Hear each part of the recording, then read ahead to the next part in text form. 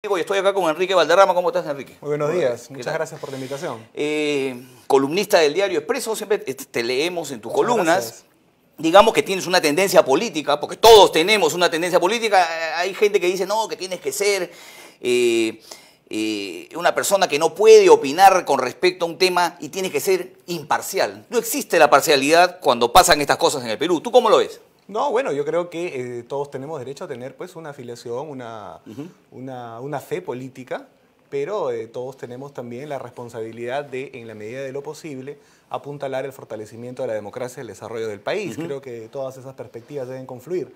Lamentablemente no han confluido aquí muchas voces que le han dado la espalda a la democracia y de alguna forma, yendo acorde a tu nota previa, hablar de Soda Stereo sin Cerati es como hablar de democracia sin parlamento, ¿no? Exacto. Es claro. un absurdo. Y lo que ha hecho Vizcarra no tiene ningún respaldo en la Constitución. Y creo que tarde o temprano, como muchos han afirmado, pues, tendrá que responder a la justicia cuando ésta realmente pueda procesarlo, luego que tenga este apoyo, pues creo que temporáneo, espero, de las Fuerzas Armadas y las fuerzas policiales. Creo que no la va a pasar muy bien, ni los ministros que lo han acompañado en esta aventura y que los que acaban de juramentar, ¿no? Y además creo que es un gabinete bastante liviano. Sí, además es un gabinete casi igual, o sea, casi las mismas personas. Además han retornado Edme Trujillo, lo hablábamos temprano. El caso de él es emblemático, o sea, es un tipo que no le ha ido bien en el ministerio. Si hablamos de una primavera anticorrupción, yo creo que lo primero que tendría que hacer es limpiar su gabinete, ¿no? Y no solamente eso, sino que la vinculación tan grande y tan fuerte con el humanismo creo que es evidente, ¿no? Me parece que hay mucha gente ahí que ha transitado por las filas o cercanías con el humanismo, que ya sabemos qué tipo de gobierno fue. Aunque yo siempre digo, ¿no? Vizcarra ha logrado una cosa que me parece increíble, que es hacerlo peor que Humala, ¿no? O sea, Vizcarra llegó a los niveles más bajos de la capacidad de gobernar de Humala. O sea, está mucho peor. Así es, con el agregado. O sea, Humala cuando dijo, me van a extrañar, tuvo razón. Yo creo que como una pesadilla, por lo menos el gobierno de Humala pues no quebró el orden constitucional, ¿no? Para empezar. ¿Para ti esto qué es? ¿Esto es un golpe? No es un golpe, absolutamente, y eso hay que decirlo claramente. Algunos quieren esperar lo que van a dirimir el Tribunal Constitucional. Yo no tengo mucha fe que lo que dirime el Tribunal Constitucional esté adecuado justamente al respeto a la Constitución. ¿Tú qué crees? ¿Que se van a echar? ¿Que van a, digamos, a dirimir en favor de Vizcarra? Yo creo que, primero, para que Vizcarra haya hecho cuestión de confianza de manera tan desesperada, primero que él había puesto en la agenda política el tema del adelanto de elecciones. Dicho sea de paso y abriendo un paréntesis, creo que lo que todos debemos exigir es que cumpla su palabra. Pero lo que pasa es que los que están enfrente te dirán, no, pues ya no quiere cumplir su palabra porque el Congreso mandó al archivo el proyecto. Bueno, pero lo que él decía y argumentó el 28 de julio, que es el origen de todo esto, es que no eran capaces de gobernar. ¿Y ahora qué? Luego de disolver el Parlamento, ¿él cree que sí está en capacidad de gobernar? ¿Acaso Salvador del Solar no dijo, hemos fallado todos, no somos capaces? ¿Y ahora sí se sienten capaces porque han disuelto el Parlamento? Entonces yo creo que lo que hay que exigir es que él renuncie para que se den elecciones adelantadas, que era su planteamiento inicial. Pero a lo que voy es, él estaba con ese caballito de batalla, él avanzaba sobre ese tema. Pero cuando le niegan, cuando le archivan en la Comisión de Constitución, él no plantea cuestión de confianza sobre eso. Él cambia el eje del debate y va por el tema del Tribunal Constitucional. Que hubiera quedado mejor, ¿no es cierto? Que hubiera quedado mejor que plantee la cuestión de confianza por el archivo en la Comisión de Constitución, aún así siendo inconstitucional por ser una reforma de la Constitución. Obviamente, digamos, él está ya absolutamente fuera de todo marco constitucional en ambos casos. Pero por lo menos hubiera quedado de una forma más coherente, porque el debate y el tema... Era el adelanto. Exactamente, era el adelanto. Pero él plantea lo del TC. ¿Y por qué plantea lo del TC? Creo que no hay que ser genios para descifrarlo. Yo pienso que en el Perú se ha desarrollado en los últimos tiempos un proceso que va de manera acelerada hacia la politización de la justicia. Por lo tanto, hay un sector determinado que ejerce mucha influencia en el Ministerio Público, alguna influencia importante en el Poder Judicial, y de alguna forma tenían una relativa mayoría en el Tribunal Constitucional. Exacto. Gente que ya se sacó la careta, ¿no es cierto? Bueno, has visto ya no cómo queda claro. Ramos ha adelantado opinión prácticamente. Lo de Espinosa, la señora Ledesma. Y en el caso de Ledesma, por ejemplo, y en el caso de ellos, ahí sí nadie, la mayoría por lo menos de medios de comunicación, no señalan que haya adelanto de opinión. Muy bien. Entonces, él plantea este tema por lo siguiente, porque tener la mayoría, o la mayoría relativa en todo caso, en el Tribunal Constitucional, es una pieza fundamental para controlar el sistema de justicia. Si tú la pierdes, como en este caso la iban a perder, pues el castillo de naipes que han construido sobre el tema jurídico en el país sí empezar a derrumbar. Porque cuando algunos amigos vean que en el Tribunal Constitucional ya no tienen mayoría y van a empezar a apartarse en el Ministerio Público, en el Poder Judicial, porque dicho sea de paso, no todos son pues caviares, comunistas, etcétera, que forman parte de este cogollo. Hay muchos oportunistas, muchos que van hacia donde ven el poder, y si empezaban a perder el poder, muchos también se iban a alejar. Por eso la desesperación. Y eso es claro, y eso que hay que evidenciarlo. La desesperación de Vizcarra por cerrar el Parlamento era para evitar justamente la elección de nuevos miembros. Lo que ya estaban haciendo. Y lo que no fue exprés. Dicho sea de paso. Que no fue exprés. Dicho sea de paso. Antes de la disolución del Congreso, que es inconstitucional y que en teoría es nulo, no debería existir, no eligieron un miembro del Tribunal Constitucional. Así es. Por lo tanto, ese miembro debería incorporarse al Tribunal Constitucional. Pero dicen, no, él no puede, hay intereses acá. Él es primo del señor Olaechea. No, pero fue electo. Claro, legalmente. Fue electo. O sea, él se está zurrando en todo lo constitucional. Así es. Y el hecho de que no le permitan a él incorporarse, que está en veremos ese tema, me parece que no hay una resolución final sobre eso, agudizaría aún más la percepción de que estamos viviendo en un gobierno de facto y en una Pero la gente dictadura. la gente no está creyendo eso, Enrique. Y permíteme sentir porque es lo que te quiero transmitir de la gente. Yo veo a la gente contenta, que ya cerraron por fin el Congreso, que definitivamente esto va a traer mejores situaciones políticas para el Perú porque ya no está el obstruccionismo del Congreso. O sea, la gente tiene ese mayoritario respaldo en favor de lo que ha hecho Vizcarra. Yo sé que la gente se equivoca y muchos aplaudieron el 5 de abril y muchos aplaudieron el 3 de octubre del 68. O sea, los golpes se aplauden normalmente. Normalmente. Sí, lo que pasa es que nuestra convicción republicana y democrática en la mayoría es todavía endeble. Pero no lo enfoquemos desde ese punto de vista. Miremoslo desde otro cristal. En el año 92, en el proceso que siguió, que duró nada menos que 8 años, a los que este proceso vamos a ver cuánto dura. Del golpe hasta que se fueron. Hasta que se fueron. Había dos cuestiones fundamentales que tenían que ser resueltas en el país. Primero, había un desorden económico, claramente. Fujimori utilizó la excusa del golpe, porque no había ninguna necesidad de dar un golpe de Estado para liberalizar la economía. Es mentira.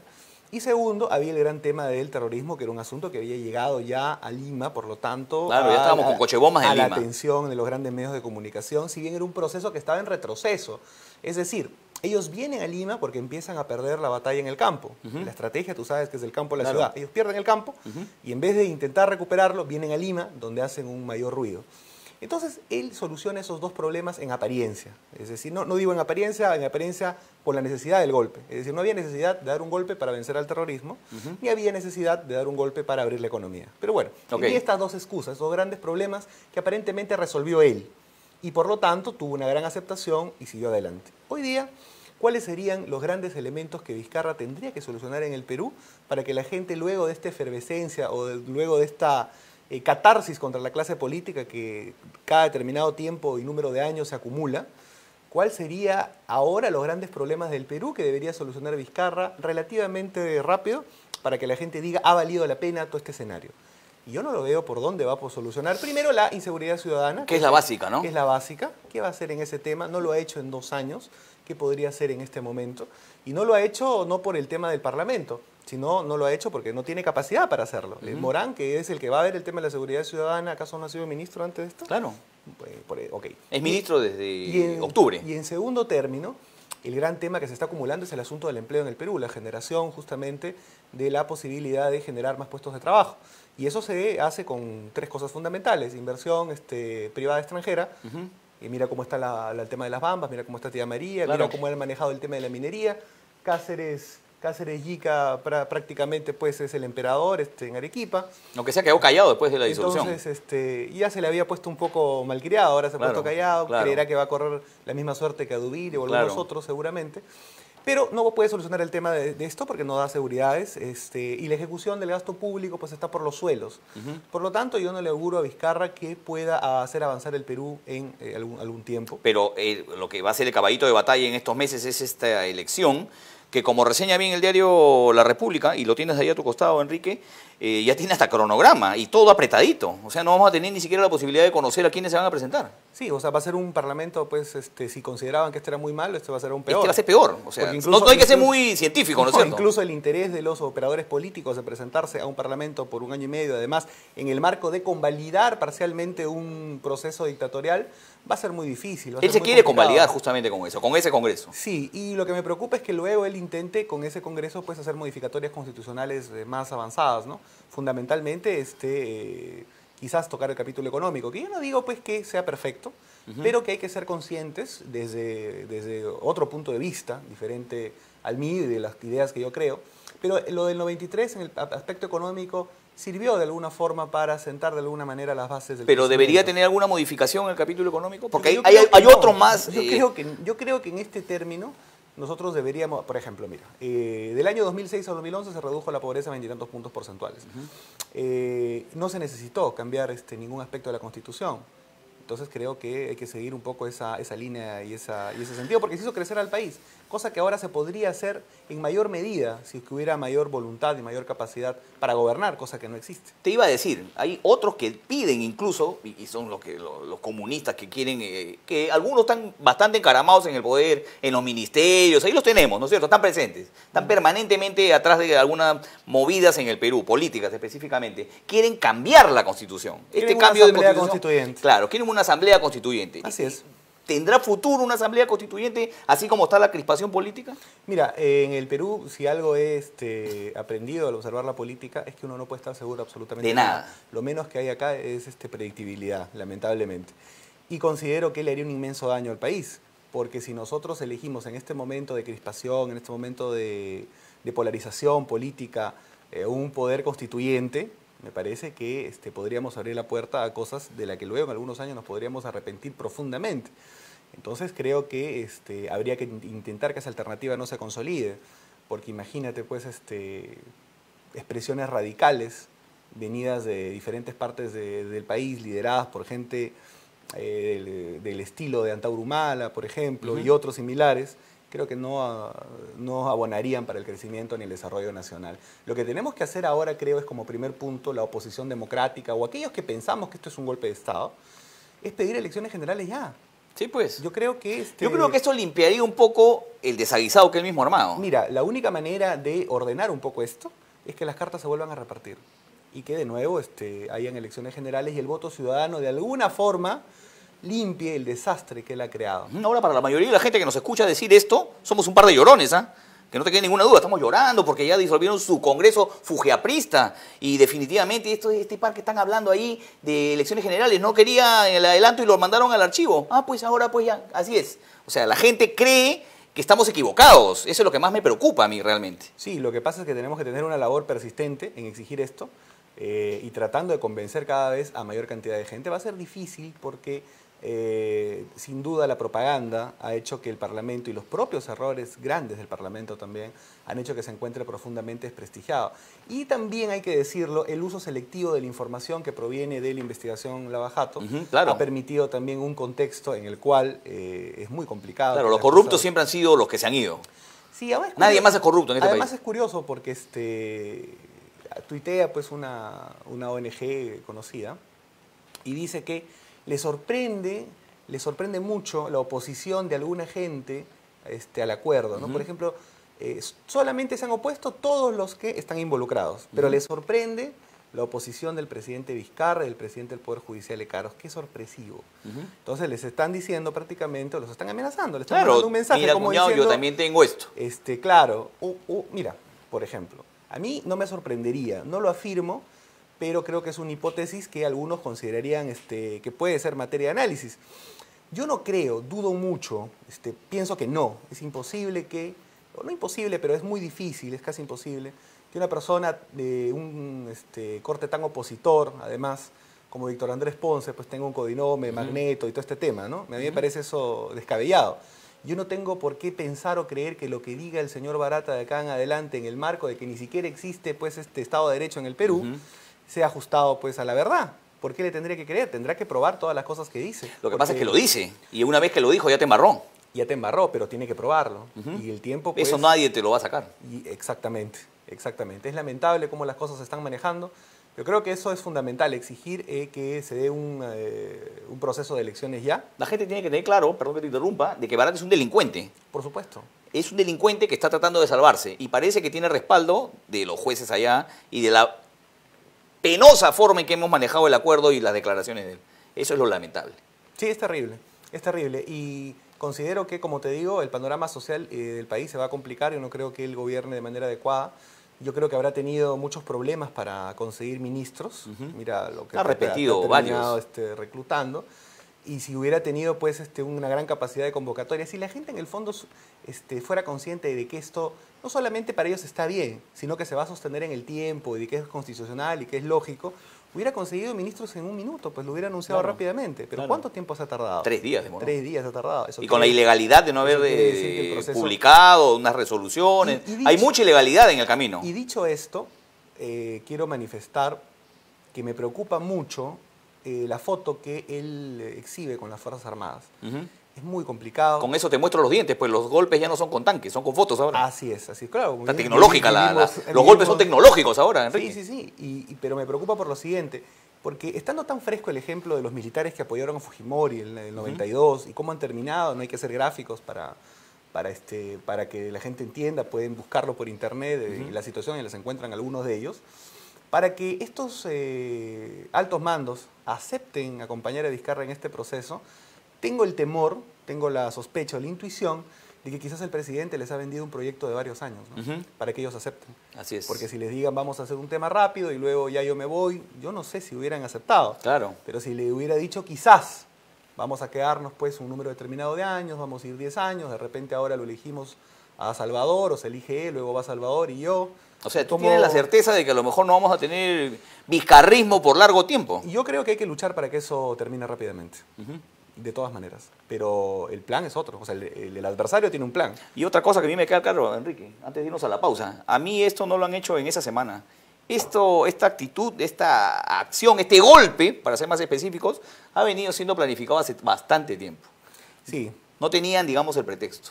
Sí, yo creo que ahora han buscado... Lo que pasa es que me parece que la intención legítima y constitucional del Parlamento de elegir a los miembros del Tribunal Constitucional es lo que gatilló finalmente el ánimo. Perdían eso. Perdían y ahí se acababa todo. Pero si lo miras desde la perspectiva de ellos, también se sentían pues que les estaban ganando. Por supuesto. ¿Por qué? Porque ellos podían... Imagínate que, como con tu teoría, hayan tenido conversada las Fuerzas Armadas, hayan tenido conversada la policía, hayan tenido y hayan conocido, por ejemplo, que el señor Almagro pues iba a terminar votando por ellos. Claro. ¿Por qué necesita los votos? Porque pues? Perú va a votar por Almagro, pues hay que Perú va decirlo. a votar por Almagro, Claro. entonces, ok, ya. Tienen ese escenario Almagro de la OEA, por si acaso, ¿no? Si es que no lo tienen claro. Sí. Si tienen ese escenario controlado, lo que podía dirimir dentro del país era el Tribunal Constitucional. Si ellos lo perdían y hacían el golpe después, el Tribunal Constitucional, ¿qué iba a decir? Le iba a dar, evidentemente, la contra, de acuerdo a la Constitución. Entonces, eso fue la desesperación que terminó haciendo que lo hagan, creo yo, a las voladas, ¿no? Así ha sido. Pues, dejando pues un camino dejando demasiadas pistas, dejando demasiadas huellas de inconstitucionalidad, ilegalidad. Y todas las resoluciones, las cosas que no se firmaron, cómo lo han hecho, Lo todo va a quedar claro. Claro, lo dijo un día antes en una entrevista, o sea, todo lo ha dejado bastante claro. La historia es la que juzgará esta acción, pienso yo. Así como hay alineados que no quieren decirle congresistas a los excongresistas en teoría, yo me niego a decirle presidente, un señor que ha eliminado la legalidad en el Perú. Él ha dado sus razones y lo escuchamos en la mañana. Tú lo debes haber escuchado. Habló después de 4 días y dice que él ha sido escrupuloso. Esta es la palabra que más me llamó la atención, escrupuloso con la democracia y la Constitución. Dime tú, ¿cómo puede agarrarse de la negación fáctica que no existe en la Constitución? No existe. Y lamentablemente ha llevado y ha impulsado la polarización en el país de tal manera que algunos, la verdad que la inmensa mayoría de los constitucionalistas reputados, el 90% de ellos, evidentemente señalan que esto ha sido un golpe de Estado. Hay un pequeño 10%, uno, el defensor del pueblo en el diario Correo también lo ha dicho de que porque tienen una posición política determinada y están de alguna forma también en el cargamontón que impulsa el odio político en el país contra determinados sectores que no piensan como ellos.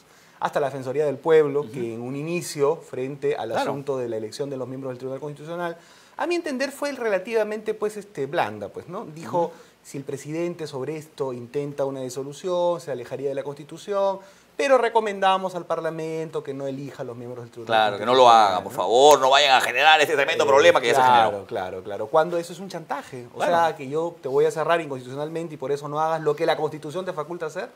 Pero yo creo que, si bien es cierto, hay una mayoría que respalda esta medida, pienso que la diferencia... ¿Pero qué mayoría respalda esta medida? La A ver, mayoría popular, me refiero. la mayoría de la gente. Así es. Hay una mayoría popular que respalda la medida. Pero quiero decir que si uno compara los episodios del año 92 y este año, es claro que el golpe de Fujimori fue un golpe que tenía mucho más respaldo de diferentes sectores. Yo creo que ahora, la verdad, es algo que, salvo que ellos militaricen un poco, y por eso te digo, el temor que tengo es que él tiene sus aliados comunistas de un lado y parece que tiene el apoyo de las Fuerzas Armadas del otro. Sin duda, estos dos elementos entre sí no se llevan muy bien, tienen una visión distinta de las cosas. Incluso los comunistas claro, han perseguido a los militares de manera judicial, los han insultado de sus plataformas mediáticas como han querido. Lo que a mí me preocupa es que Vizcarra parece ser, y en efecto no lo es, un hombre de lealtades, ¿no? Por lo tanto, considero peligrosa la posibilidad de que él vaya dejando de lado a los unos, que lo tendrían muy bien merecidos, pero más bien empiece a militarizar pues, su gobierno, ¿no? Y espero que las Fuerzas Armadas ahí no caigan en eso, porque sí estarían configurando pues ya una actitud que los va a terminar. Es la historia común, es la historia común en el Perú. O sea, cada cierto tiempo tenemos este tipo de episodios, con militares que se salen de la raya. Sí, y que bueno, terminan mal, que tienen que también pensar en eso. Pero de otro lado te decía, a pesar que hay una mayoría que de alguna forma respalda este quiebre del orden constitucional, que no están pensando pues ni siquiera en sus propios intereses, porque sin Parlamento y sin Estado de Derecho, el gobierno de facto, el dictador, el golpista, va a poder hacer lo que le da la gana en cualquier ámbito de la vida social, económica del país, sin que ellos tengan ningún derecho. En estos momentos tenemos un monarca, por ejemplo. Absolutamente, claro, no, por supuesto. Con decreto nada más gobernamos. Pero hay otras expresiones que creo que empiezan a reaccionar. Ejemplo. Y tan es así, creo que han convocado, creo que por redes se ha visto bastante, han convocado una movilización. El lunes a las 11 de la mañana. Acá lo hablábamos con Philip, es una hora que no va a tener el impacto que se debería de tener. ¿Qué te parece la convocatoria en sí? Yo creo que está bien que la gente se empiece a expresar. Creo que han pasado pocos días y creo que cualquier expresión, cualquier manifestación que vaya firme y decidida contra lo que ha sucedido está bien. Lógicamente que en el transcurso de los próximos días y semanas deben haber más, a todas las horas que sean posibles y de todas las formas que sean posibles. Pero es una lucha que creo que tenemos que dar, y impulsando, como te digo, que él vaya hacia un escenario de elecciones generales. Y la única forma que creo que eso se dé es que los elementos de facto que tiene sosteniéndolo, que es la policía y las Fuerzas Armadas, entiendan que la población empieza a despertar. Y cuando vean una polarización respecto al apoyo que tiene el presidente, yo creo que ellos mismos van a presionar a que él tome esa decisión. Ahora, va a ser muy difícil y hay un cronograma incluso para las elecciones parlamentarias. Ha salido en la República, portada de la República. Del año 2020. Lamentablemente nos va a legar un parlamento quizás peor que el que tenemos actualmente. Pero bueno, hay que dar la lucha porque como Fujimori finalmente va a terminar desgastado más temprano que tarde, ¿no? Fujimori pudo democratizar su golpe con el CCD. Vizcarra quiere democratizar su golpe con esta elección de este Parlamento. Por supuesto, sí. Esa es la idea. Esa es la idea. Y todos vamos a estar ahí como ¿Por qué? borreguitos porque si no nos multan a la hora de votar. ¿Por qué? Porque los organismos internacionales, que es parte de la respuesta que ha dado Almagro justamente. Que lo ha reseñado, permíteme, el doctor Luis González Posada. Sí, en un muy buen artículo. En un artículo en el diario Expreso, ¿no? Almagro, siendo miembro de la OEA, ha tomado partido a favor de, digamos, de lo que ha hecho Vizcarra al respaldar y felicitar al nuevo canciller Mesa Cuadra, ¿no es cierto? Eso está claro. ¿Por qué? ¿Cuál es el móvil, según lo que dice don Lucho González Posada? Que Perú va a votar por él para su reelección. Así es. Y no es de sorprender la actitud de Almagro. Acuérdate que ya ha hecho algo similar con Bolivia, ¿no? Primero validó lo de Evo. Primero había dicho de que eso no era algo viable y luego lo validó. Está buscando pues sus votos, ¿no? Ahí creo que hay que repensar algunos temas respecto a los mecanismos que tenemos de integración, ¿no? Creo que es algo muy complicado, porque que los mismos representantes de las dictaduras que luego votan a aquel que está al frente, es muy difícil que luego se custodie o se cuide la democracia. Pero bueno, me parece que hay que dar esta lucha porque Fujimori empezó, y lo que creo fundamental e importante, que va tanto para los partidos políticos, para los medios de comunicación independientes y que están, digamos, del lado de la verdad y de la objetividad y no están tras un poco la planilla de la publicidad estatal desesperadamente. Qué bestia. Eso es lo que ha quebrado realmente la objetividad de muchos periodistas que tienen que pagar el colegio, que tienen que vivir. O sea, por momentos los comprendo, Enrique. Déjame decirte, entiendo de que nadie quiere perder el trabajo, pero colindas y colisionas ya directamente con tus principios, ¿no? Que seguramente te maquillas, te disfrazas y dices, bueno, tengo que pagar el colegio, tengo que pagar mi departamento, tengo que pagar mi carro, es mi status quo que no quiero perder. Y apoyas algo que seguramente puedes creer un poco, pero no estás convencido. Yo pienso que la mayoría no está convencido, pero está preservando su status quo. Eso es lo que creo yo. Sí, sí, es muy difícil y por eso creo que hay que repensar un poco este dispendio del Estado en la publicidad estatal. Ya lo había planteado Mauricio Mulder con la ley Mulder. Se lo tiraron abajo. Se lo tiraron abajo justamente con el Tribunal Constitucional para que veas lo importante que es el Tribunal Constitucional. Entonces, si bien pues hay un debate sobre la constitucionalidad o no de la prohibición total de la publicidad, yo creo que deberíamos hacer pues una cifra que prorratee la inversión que hemos tenido, el gasto, dispendio, ¿verdad? Eso no va a pasar, en los últimos 10 años. Ya no va a pasar eso. Bueno, cuando recuperemos la democracia tendremos que plantearlo. A mí que estamos viejitos, Enrique. A mí que ya estamos viejos y recuperamos la democracia, yo ya a punto de morir. A mí lo que me da pena es eso, ¿no? Que estas cosas a veces duran demasiado tiempo. Yo creo que en el año 92 habían mayores elementos para que la gente respalde activamente un liderazgo que dure tantos años. Todos sabíamos de que Fujimori no se iba a ir. No se iba a ir. Finalmente explosionó esto con los Vladivideos. Ya, pero yo quiero hacer una distinción. A ver. Si el año 96, mira, salía el Vladivideo, ¿caía Fujimori? Sí. No. ¿No? ¿Seguro? No, segurísimo. ¿Por qué no? ¿Por qué? Porque Fujimori empieza a caer, si tú te das cuenta. Antes del video, Toledo ya no tenía como 40%. Digamos, en su había una resistencia efervescente. Pero el 95 no. El 95 Fujimori tenía 65%. No, todos eran hinchas de Fujimori. Y creo que el señor Pérez de Cuéllar tenía 22%. Ahora, claro, algunos dirán no, porque las elecciones eran... Se sentía en la calle que tenía mucho respaldo. Pero pasa la crisis asiática y empieza la recesión en el Perú. Y es el factor social, económico, de recesión, de falta de empleo, que se empezó a vivir en el 98, tú te acordarás, 99. Claro. Tan es así que el ahora probadamente delincuente, que en ese tiempo estaba disfrazado de defensor de la democracia desinteresado, como Toledo, su eslogan no fue recuperemos la democracia, libertad, era Toledo más trabajo, ¿te acuerdas? Claro. Eso quiere decir porque que era alguien que le había ido más o menos bien, habiendo empezado de abajo, lustrando zapatos, o sea, le había ido bien, era un ejemplo vivo. Y porque la gente además necesitaba empleo, porque ya habíamos empezado de una época de relativa bonanza y de apertura comercial a lo que habíamos vivido antes, a ya extrañar la posibilidad de tener empleo. Acá a Vizcarra le va a ocurrir exactamente lo mismo. No van a ser principalmente, que hay que hacerlo y hay que dar la lucha institucional, pero no va a ser principalmente la lucha institucional la que lo va a terminar removiendo. Va a ser el desmejoramiento del panorama socioeconómico en el país, el que va a terminar obligando a su dimisión o al hecho de que plantee elecciones anticipadas. Porque el tema del empleo no lo va a solucionar en el país, el tema de la seguridad tampoco, y yo creo que eso va a ser un detonante, salvo que, y eso no dura para siempre, salvo que empiece un dispendio similar al de Brasil o similar al de otros lugares, en donde tuvieron al 25% de la población pues asistida con ayuda económica directa. Pero eso sería pues acá muy complicado. Pero este señor es populista, lo puede hacer. Sí, pero la gente creo que hay un grueso sector que no baja pues de un 20-30% para empezar, que está claramente advertido o alertado sobre estas cosas. Y yo creo que eso hay que presionar sobre ese tema. Porque de otro lado, mientras él tenga este apoyo incomprensible de parte de las Fuerzas Armadas, que yo podría tratar de esbozar pues algún tipo de comprensión sobre eso, ¿no? Que les ofrece un proyecto de largo plazo, beneficios, compra de armamento, etc., etc., muy bien. Pero el de la policía me parece ya no encuentro yo ya explicación. O sea, lo que está haciendo Morán es lo peor que ha podido hacer en su vida, es terminar una carrera de la manera más deshonrosa posible. Y si él cree que eso va a abonar para el futuro, pues se equivoca, porque va a ser una mancha grande e imborrable en su hoja de vida y en el prestigio personal y familiar que él va a arrastrar en los próximos años.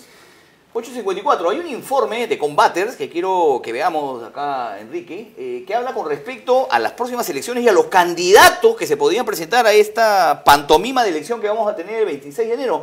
Veámoslo juntos y veamos estos harapientos personajes que van a presentarse a las elecciones del próximo año. Veamos.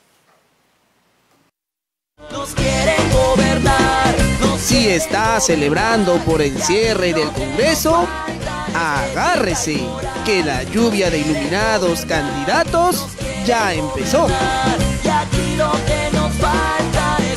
El 26 de enero es la fecha elegida para las elecciones congresales. Y desde el saque, más de un político, ya hace cola. Uno de ellos es el recordado Chaparrón. Yo soy un vulnerable, soy la tercera edad y soy un obrero que gana 400 soles de pensión hace 10 años. Enrique Fernández fue candidato a la alcaldía de Lima por el Frente Amplio y hoy mediante su Twitter dijo que tomó esta decisión porque la gente en la calle se lo pregunta a cada rato. A mí posiblemente haya mucha gente que me veo por primera vez en las pantallas porque tampoco me entrevistan. Otro personaje que ya evalúa el terreno congresal es la actual gerente de fiscalización de La Victoria, quien siempre va al choque. No tiene partido, pero quiere un curul aunque sea solo por un año. Yo estoy analizando esa posibilidad, porque efectivamente es un año, pero es un año donde van a elegirse y va a reordenarse el país. Uno que ya estuvo y quiere repetir es el abogado del sano y sagrado Heriberto Benítez, que ayer confirmó que tiene un interés. Tampoco tiene partido, pero ahí anda. O sea, en mi proyecto sí está querer postular al Congreso de la República. No tengo por qué negarlo. No soy como otros que dicen, no sé si el pueblo me lo pide, no lo sé. No, yo sí, a mí me gustaría postular al Congreso. Vamos a ver con qué partido puede ser y si el pueblo me respalda, estaré ahí en el Congreso cumpliendo mi labor. Tanto candidato se apunta y es que los únicos requisitos para chapar tu curul es ser peruano de nacimiento, tener más de 25 años y si no acabaste la primaria o secundaria, ni te preocupes. Básicamente lo que se busca ahí es que tenga una participación activa política, ¿no? Lo cual de alguna manera es una contradicción, ¿no? Porque si nosotros estamos buscando renovación de la clase política y estamos hablando de que aparezcan mejores cuadros, se entendería implícitamente que deberían tener algún tipo de formación académica mínima. Para todo aquel que busca partidos, tiene entre 24 con inscripción en el Jurado Nacional de Elecciones para matricularse. En ese sentido aparece Perú Firme, que quiere lanzar de presidente al ex fujimorista Daniel Salaverry, pero primero quiere esos curules. Según el abogado experto en temas electorales Víctor Quijada, cada partido tiene que presentar sí o sí 130 candidatos. O sea, habrán 3.120 personas en el menú. Son candidatos por cada región. Por ejemplo, Lima Metropolitana tiene 36 cupos, ¿no? La región Junín tiene 5 cupos, la región Cajamarca tiene 5 cupos y así cada región tiene un número de cupos por candidaturas, ¿no? Si por alguna razón el partido no puede solo, se puede aliar con otro y así alcanzar la cifra. Por eso, en algunos partidos empiezan las típicas broncas por el liderazgo. Es el caso de Acción Popular. Alfredo Barnechea, que ya se va peleando con Johnny Lescano y Raúl Díez Canseco. Es así que aparece otro lote de candidatos que quieren llegar al Palacio Legislativo. Uno de ellos es Daniel Urresti, que con tal de sentarse en un escaño, no le importaría perder más de una GoPro. Pero ojo, la reforma que busca que los candidatos no tengan condena no se llegó a aprobar. En el próximo padrón electoral podríamos tener, si es que ellos quieren, a un Vladimir Cerrón, Walter Odubiri o Antauro Humala. Pero hay que recordar que hay dos reformas constitucionales que aún no se aprobaron, que es el tema de aquellos candidatos, el tema de la inmunidad parlamentaria y el tema de que aquellos candidatos que no tengan condena, ¿no? Y para los que creen que los que fueron disueltos pueden volver a lanzarse el 2021, esto deberá determinarlo el propio Jurado Nacional de Elecciones, aunque el referéndum pasado aprobó que no hay reelección inmediata. Este es un paneo rápido de lo que se nos viene. Nos costará aproximadamente 354 millones de soles. Por eso, amigo televidente, infórmese y vote bien. Que el show no nos gane esta vez. Nos quieren gobernar, nos quieren. ha visto todos estos que tienen la posibilidad de postular y que no vamos a tener mucho tiempo para conocer, y además porque esta reforma, como bien dice el informe, no fue aprobada, o sea, puede postular cualquiera. Sí, ¿Cómo ves este panorama ya para terminar? Porque ya nos vamos, Enrique. Bueno, yo creo que el remedio aparente va a ser peor que la enfermedad. Vamos a tener un parlamento, lamentablemente puedo pensar que va a ser mucho peor que el que hemos Puede tenido ser el ahora. peor de todos los tiempos, poniéndonos en plan apocalíptico. Podría ser el peor de la historia, sin duda, y esto lo ha propiciado Vizcarra y su ánimo de concentrar el poder. Por eso lo que creo es que hay que exigir elecciones adelantadas y hay que tratar de hacer resistencia a este gobierno Y él autoritario. quiere justamente que este parlamento sea el peor de todos los tiempos. Por supuesto, para poder gobernar. El pues, caos, a imperando el sus caos, pues anchas. yo divido y reino, ¿no es cierto? Cual Así es, monarca así es. Vizcarra quiere que sea esto. Así es. Que sea esto Lo así. último que quiere es pues que exista una mayoría opositora, es lo último que quiere. Estamos condenados a Hay que luchar, hay que luchar. vivir tiempos difíciles, ¿ah? Y lo decimos acá, miren, 5 de octubre del año 2019. Apunte usted, guarde el programa, quedan en YouTube, menos mal, todos los programas.